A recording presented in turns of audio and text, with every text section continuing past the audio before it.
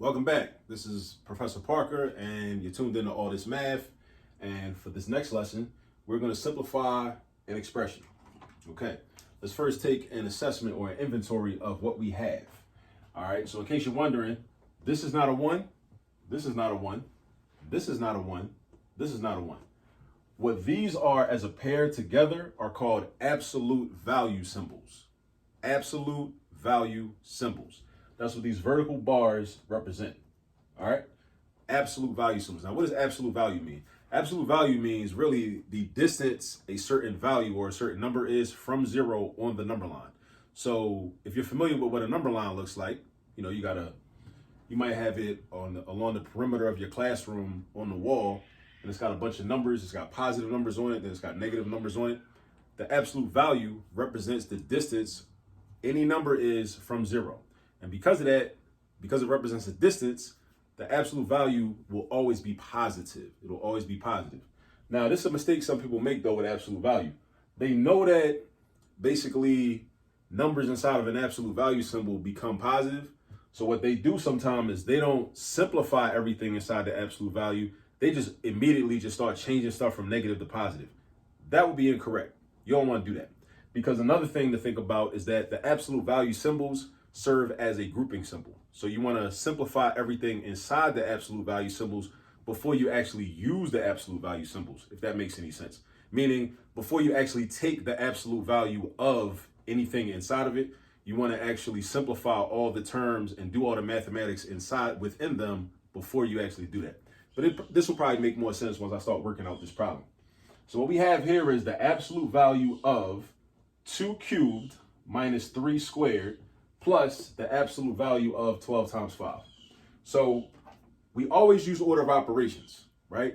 That's just by default. That's not going to change. We're always going to use order of operations.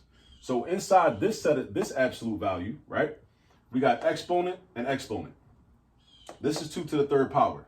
But we got an exponent, we got subtraction. So we have to decide what we're going to do first. Based upon the order of operations, we deal with the exponents before we subtract anything, okay? So 2 to the third power. What does 2 to the third power mean? 2 to the third power does not mean 2 times 3. It does not. If you do that, you will be incorrect. You don't want to be incorrect. 2 to the third power is 2 times 2 times 2. That's how many 2's it is that are being multiplied. 2 and then times another 2 2's, right? For a total of 3. 2 to the third power. That gives us 8. So this is going to turn into 8. And then we got 3 to the second power, which is going to turn into a 9, right? So now what happens is, and also this is not negative, treated like a negative 3, because this negative sign really means negative 1, technically means negative 1 times 3. But you have to think, according to the order of operations, what would you do first? Would you multiply first, or would you use the exponent first? Since you would use the exponent first, that's why we don't treat this like a negative 3. Because we would only treat this like a negative 3 if we actually multiplied that negative 1 by the 3, thus making it a negative 3. All right? I know that might sound confusing, but just keep in mind, we're just using the exponent first. All right? So now what's going to happen is absolute value bars again. This 2 to the third turned into an 8. So now I got an 8. I bring my minus sign down. Now I got a 9. Boom. 8 minus 9, absolute value. Plus sign. Come over here. I'm going to copy this over. 12 times 5 over here.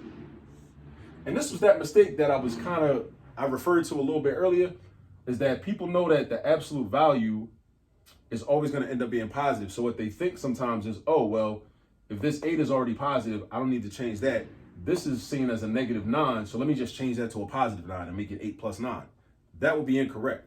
You have to simplify everything inside the absolute value first before you actually apply the rule and take a positive value. So 8 minus 9 is going to be negative 1. All right, so that's negative 1 because 8 minus 9 is negative 1. We got the absolute value of negative 1. Then the plus sign comes down. Then over here, 12 times 5, make sure you know your multiplication facts. 12 times 5 is 60, just like 5 times 12 is 60. All right, so now we got a single value in the absolute value bars, and we have a single value in these absolute value bars. So now we can apply the absolute value, right? We say, what is the absolute value of negative 1? It is positive 1, because -1 is one space away from 0 on the number line. So essentially, whenever you have a single number in between two absolute value bars, all you do is just flip it. If it's negative, it becomes positive. And here's another mistake people make sometimes that I don't want you to make. I want you to avoid this. If you have a negative, the negative becomes positive. But if you have a positive, the positive stays positive. Some people are so used to just changing the negative to its opposite that they think that the positive becomes its opposite, right? But remember this rule, and this is just something to memorize, and it'll come to you, it'll sink in once you get enough practice. That's why I'm always preaching about practice and doing a lot of problems over and over again. The negatives turn positive and the positives stay positive. So the negatives turn positive and the positives stay positive when we're dealing with absolute value. So keep that in mind. All right, so this is going to become +1. And now because we just used the absolute value, we took the absolute value, you don't need the absolute value symbol no more. You don't need it. Now over here, this is already a +60.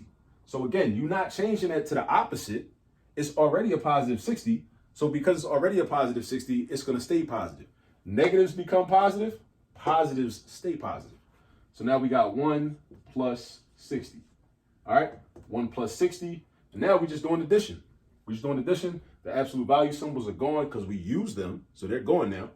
And 1 + 60 is 61. That's our final answer. 1 + 60 is 61. All right.